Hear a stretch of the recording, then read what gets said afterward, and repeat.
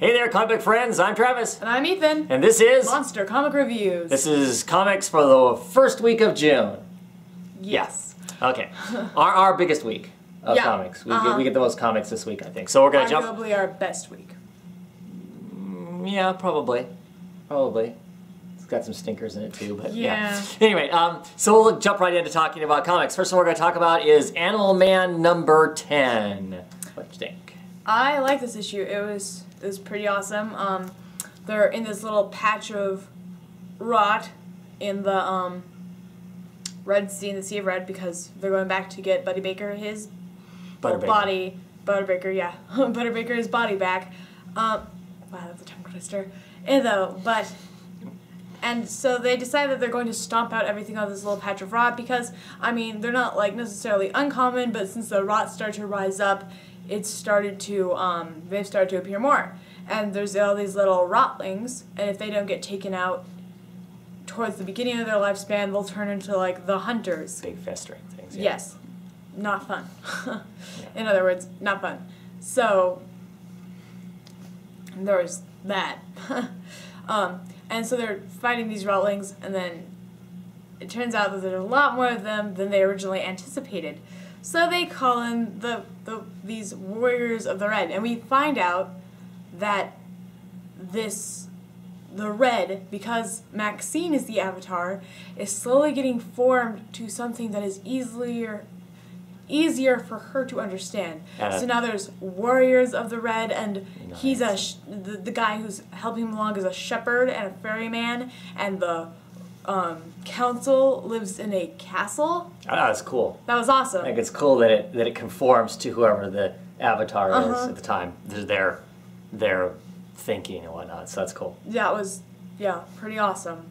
So and then the Warriors of the Red are these dog-like things. They're very interesting. They almost have an Egyptian-y look to them. Yeah. Yes, I like the art. It was good. I like the story. It was pretty awesome. Not necessarily too much happened, but we did make it finally to the councilman. Although the dead, possessed body of Animal Man made it to his family. So I love the parts in here of the Justice League Dark in it. That was awesome. They're of course, you know, with Jeff Lemire writing that title too, the characters were all in character. So that little squabble between Cliff and Constantine, that was hilarious. That was awesome. The trench coat went up style in the 80s. Yeah, so that mullet. Yeah, that was pretty awesome. I'm like, yeah, I don't really think Cliff has the right to. And Ellen, is that her name? Mom. Yeah. You know, her just, you know what? I'm not dealing with this. Yeah. You know, screw you guys. We're out of here. And of course, she leaves Cliff behind, forgets Cliff. Yeah. That was pretty funny. We find out that Ellen's what causes everything to go wrong. Because, their perspective. From their perspective, it doesn't matter. From Xanadu's perspective, it doesn't matter what they do. She's destined to screw it up in some sense or another. Yeah. Yeah, whatever. I don't know. Oracles are a pain in the ass because how do you know really what they're meaning by what they're saying and whatnot? So, you know, whatever decision she makes is going to be wrong. Well, that's ridiculous, isn't it? I mean, so that just means they're doomed regardless. Right. Yeah, so. I don't know. There's a little bit of repetitiveness in this in comparison to the annual. I'm thinking more and more after reading this, the annual was kind of a throwaway issue. Yeah. Yeah. I mean, because this kind of just talks about the balance. The balance needs to be there. When the balance gets out of balance, bad things happen. That's kind of what the annual was too. But no, I really enjoyed the book. I'm really waiting to see what happens next issue now that the corpse of Buddy Baker has made it to Cliff and is going to start some pretty nasty stuff. And I'm curious to see exactly how the council goes about giving Buddy a new Baker a new body. Yeah, that should be interesting. Well, the only thing I can say is the comic sometimes continues to flirt with not going anywhere? Yeah. I mean, it did move some in this one, but it always... Yeah. It's a cool comic, but it feels like it needs to shift gears. still, to me, to some degree. So what would you rate it? I'd give it a 4. I'm going to give it a really strong 3. Because I still feel like it needs to shift gears quicker than what it is. For being 10 issues in. Yeah, I mean. Yeah. Okay. What are we going to talk about next? Next up we have Batwing issue 10. What'd you think? I'm still enjoying this title. I like Marcus 2's artwork in it. You know, they deal with briefly deal with a little bit of pirates. They're called jackals because they wear jackal skins. They got jacked by the jackals. Yeah. I don't know that I'm that keen on that part. That part seemed kind of... Just kind of was there. Hokey. I mean... or not cheesy. It felt like... Not even stereotypical, I don't know what I want to call it, but... It felt to me like there was only jackals in there because they mentioned it previously during the Night of the Owls thing. Well, yeah. Like, they mentioned the pirates, so, I guess there has to be pirates in there. Like, maybe there wasn't supposed to be pirates in there, and then they decided, we might as well throw some pirates in. And because they're from Africa, they're jackals. They all wear jackals. Skins? I mean, I guess if you're a gang, maybe it's... I don't know. Anyway, it was still... we've got a mystery going. He still got Batman in the book. He kind of, talks to Batman for a little bit. He ends up teaming up with... Nightwing. With Nightwing in it. That's kind of fun. It's kind of fun because, Dick's kind of a loose talk, not goofy, but goof around, joke kind of a guy. Yeah. And, of course, Batwing is like a slice of Batman in that he's very serious. It's all business. So there's some good lines in there about joking about, prom pictures and learning to swim and that kind of stuff. That was fun. Of course, there's a big bad villain at the end of it that's will be cool. It's kind of a cool villain. I didn't like how he delivers his name, but my name is Win or whatever it is. My name is Long. Do you know what Long stands for a Chinese dragon. Yeah, you're right. So that part was pretty typical cheesy comic book stuff, but still kind of cool. Obviously, there's also this other mystery going on, or I don't know if they're tied together or not. There's lots of bombings going on. Yeah. And they blew up what's-his-face's family. The Tex family and whatnot, his royal family. So, it's a pretty interesting book. It's got some cool stuff going on in it. Should be a pretty awesome fight in the next issue. Yeah. So, looking forward to that. But, got anything to say about the book? Not anything that you already previously touched on. Okay. I liked it. Well, we rate it. Could have done without the Jack by the Jackals. Jack by the Jackals. But I give this all 3. Yep, I would too. It was a fun read. Okay, next we're going to talk about Defenders number 7. Okay, I love this cover. I mean... Yeah, Terry Dodson, yeah. I like it, and the only problem I have with it is also something that I like about it. In the background, She-Hulk just kind of has this random huge techno sword thing. I mean, I know covers don't ever have anything to do with the comic book inside, it seems, but it's still kind of like, where did she get the sword? But on the other hand, I think it's really funny that she's standing back there winging a giant sword, and everybody's all looking all serious, and she has her big sword. I like. You're just obsessed with big weapons. Yeah, there you go. I liked Black Cat, and this is the first time that I've ever read Black Cat in a book. Oh yeah. It was kind of cool to see her, because the last time I think I saw her was on TV, where she got killed by Carnage. Yeah, where Carnage and Venom killed her. And she gets this glove of Satan as she jumps out this window, and she's trying to figure out how to work it because she's falling very fast because she's robbing. She's falling to her death. Yeah, and she's like trying different things to get the glove to work, and she's like up, down, A, B, and it works. Yeah, that's awesome. That was great. That was pretty awesome. Yeah. And it looks like T'Challa, the Black Panther, kind of gets taken out here. I don't know if he's killed or just seriously wounded. I doubt he's killed. He wouldn't just be kind of a throwaway death kill like that. in the Defenders, I wouldn't think. I don't know, though. But he's pretty messed up, yeah. Yeah, because of the immortal weapon guy that they're chasing. Who's extremely powerful. Yeah. That he can go into Dream World and beat the hell out of them and knows they're there. Yeah. He's really on top of stuff. The book has gotten really, really interesting and really exciting, I think. Yeah. And it's just every issue. So far, yeah, every single issue, this book gets better. Just gets better and better, more interesting. It's more intriguing. You know, I got this big thing going on. Black Cat stealing that glove was just kind of a side story, and it was a test. There's a secret society that wants her to go and steal something that's even more powerful. They want her to go steal the wish machine. Yeah, the one that's in the African country that's protected by the Ultimate Weapon guy. Yeah, it's gonna be she's going in to steal it. The defenders are trying to get into the country, and you have to go through crazy. You have to go through Black Panthers. You have to go through Black Panthers' country to get into the country. That's why they're there first. But supposedly, if they let anybody cross the borders, it is an act of war. Of course, war has already been enacted now because they harbored the defenders. Well, they harbored the defenders, so the guy used that as an excuse to. And he attacks Black Panther, which of course is definitely a act of war. Act of war. What, attacking a country's leader is an act of war? Well, he's only a half leader. Okay, fine. He's only a half leader. Half a leader. But very cool. Yeah. It's just gonna get really exciting, I think. I mean,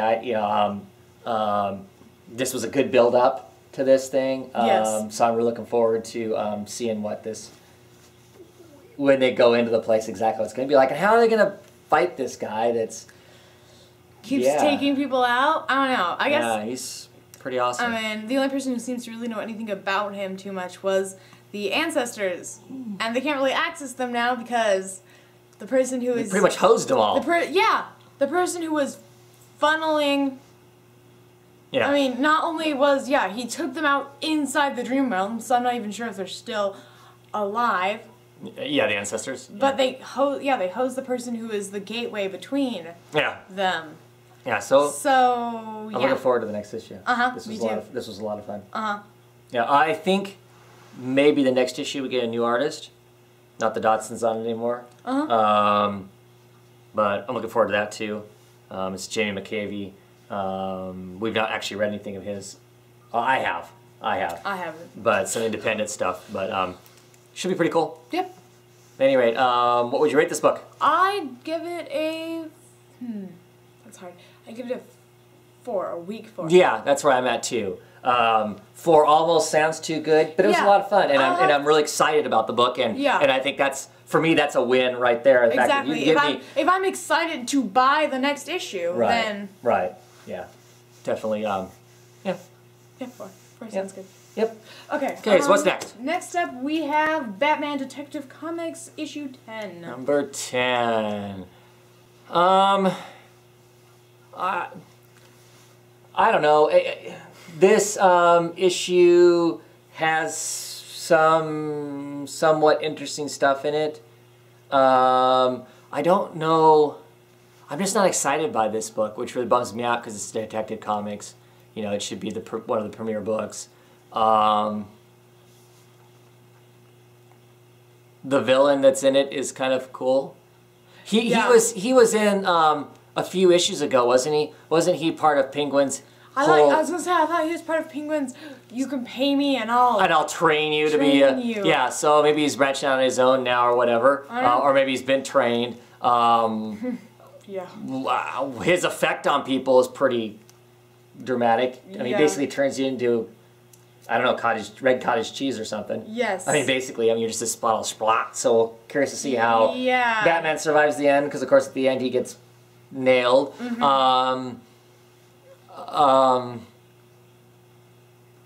Yeah, you know, I actually like the backup story better. It was more interesting with Two-Face. Yeah, that's how it was though too. That's how it's usually been. Like the Two-Face one was usually. Yeah, I guess I don't have a lot to say about the main story. The Two-Face story has been kind of interesting and whatnot. Cool, as we find out that they're not. This mob boss has been channeling the people he captures to those people to kill them. Right. But the agreement was only if they're good, but I mean only if they're bad. Right. But, you'd assume other mobsters that you give to these people would be bad. Not Two-Face. They're like, whoa, he has so much light in him. Yeah, I'm assuming that's the old Harvey Dent part of him that was this really nice district attorney, really upstanding type guy. Or I wonder if that's part of his whole symmetry thing. I mean, because he still has his good side of the coin. I mean, so is that, and if he flips the good side, he so far has stayed true to having that good side. Yeah. Yeah, these villains that they're sending the people to, they're kind of like, I don't know, they look like Buddhists or that sort of thing, and they have robes and whatnot, but obviously they're some other bizarre sect and whatnot. And I like the art in it. I like the way the artist draws Two-Face, because at the end, Two-Face is going to kick butt on the monster that screwed up. He kicks the door down and it lands on top of his lady friend. Right, but the look of Two-Face, instead of being this perfect straight down the middle line, which a lot of artists do, they show it exactly like, you think, that's always kind of bothered me, because we all know Two-Face has been hit, well, in the past anyway. He'd been hit in the face with acid. He gets acid in part of his face. So how could it be perfectly symmetrical? Exactly, it wouldn't be perfectly symmetrical. You know, I know he wears perfectly symmetrical clothes and everything. So the artist draws him with it kind of crooked. It's not. Which I thought was cool. Yeah, it made it look much more interesting and whatnot. I don't dislike Detective Comics. This wasn't a badly written one. There wasn't dumb dialogue in this or anything. And we're gonna pause. So there's gonna be a weird break in the camera. Yeah. And we're back for that brief interruption with the doorbell and whatnot. Anyway, Detective Comics. Like I said, there wasn't anything really bad in this issue. It just wasn't standout. Right. I mean, like I said, I think the villain looks cool and whatnot. I actually don't mind the art. The artwork pretty good. Well, you know why I like the artwork, because the artwork was done by Ed Bendis. Yeah, that helps. Instead of Tony Daniels, which I like Tony Daniels when that's all Tony Daniels is doing artwork, but when he has to rush his own thing, it doesn't come out quite as well. Yeah, no. Anyway, so, I don't know. You got anything else to say about the book? Not really. What are we rating it? An unexcited 3. That's what I'm going to give it. An unexcited 3. 3. Yeah. A Marvel book got a better rating than Detective Comics. At any rate, last for this half, we're going to talk about Dial H number 2. What'd you think? Oh, I love this cover right here. Oh, yeah, Boland's covers are just this cover is amazing. It's the guy sitting here. He has this what am I going to do expression on his face. They're going to see it. Oh. Remember, it's going to run across the screen. Okay. And now it's probably coming back across the screen. Yes. For me to be obnoxious. Okay. Okay. Anyway, though, but there's all these cool heroes on the front. Yeah. Like, as we find out that he's been using it periodically and he slowly learns the ropes of it. And we have, like, I don't remember what the guy of the cards is called, but there's, like, Sham Manticore, the Human Virus, Pelican Army. Pelican Army. That one rocks. How does that even work? Yeah. Well, I don't know. Like, a swarm of pelicans is coming to eat me!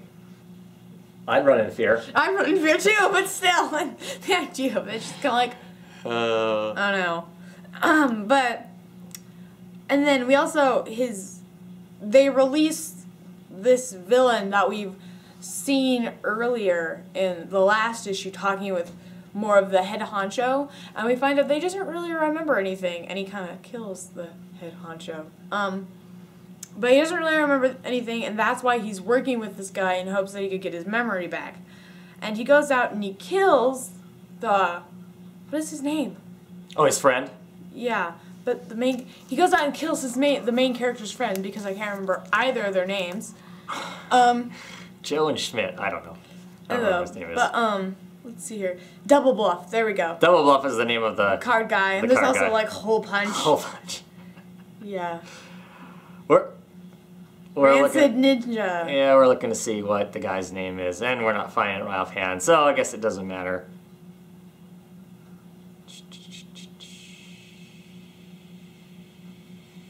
Yeah. Okay. Whatever his name is. But, yeah. So, he pops into the human snail, and who's surprisingly fast. Oh, Iron Snail. He was this buff guy with slime guns and pretty much a tank on his back. But he shows up and he's fighting this snaky squid kind of guy who kills his friend. Yeah. And then they follow him. They follow him back to his hero thing, and they find out where he is and that he's this Joe Average citizen, and they don't know that he's using the phone booth, but they find him as a not hero. So, Yeah. Kind of. Go. Kind of. Yeah, they follow him back. They don't know exactly what's going on. The main villain knows more about him than the goons that were chasing him. I don't think the goons that were chasing him know that he's a regular guy. He discovers that there's limitations to obviously how long he can survive, how long he can be the hero, and it's not an exact time. It's like he can set his watch to it. It does wear out after a while. If he has to recharge. Uses it too much, then that's why we see all these heroes at the beginning. It's him just running through the stuff. What do you think of the main character? Of him personally, not when he's the suit, not when he's these different heroes, not when he's Control Alt Delete or whoever. I don't know. He's still a bum, and he's still really unhealthy. But I think he has good intentions, just not for himself. So, I mean, in helping his friend, he's almost kind of become, I mean, to some degree, addicted to becoming a hero. Right. So. Right. Do you think he's a likable guy? Not really. Likable to the point where you wouldn't want to read the book because he's not likable? No. Okay. See, I think it's interesting that, and there's been people who have, other reviewers, and I'm not knocking anybody's reviews, have commented on the fact that they don't know how long they're going to read they may not be interested in reading the book because the character isn't likable. And I don't think he's dislikable. No. I mean, yeah, he's got lots of human flaws. He's a slob. He's obviously addicted to smoking. He doesn't give a crap about a lot of stuff and whatnot. I'm sorry, I'm boring you. But those are, to me, are interesting things for him to figure out how to overcome. Yeah. How's he going to overcome those things? And I think those things are interesting. So for me, that makes him an interesting character because he's not like everybody else.